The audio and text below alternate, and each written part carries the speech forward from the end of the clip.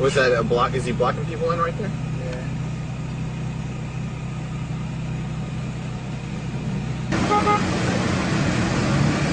Look at these guys right here.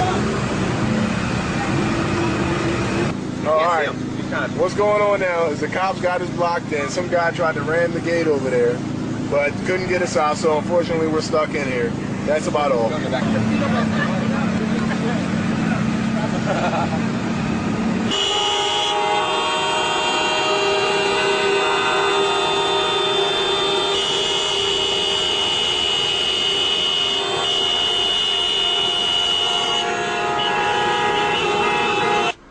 Okay, this is the plan. We've been here for over 3 hours. The police are writing everybody tickets. The drivers are getting $270 tickets, 8-point tickets. Everybody on this street, the cops are saying we're street racing, so everybody's getting tickets left and right. Passengers are getting $90 spectator tickets, and if you don't have your registration or your insurance card, your car is towed. They have a line of tow trucks waiting. So we came up with a plan.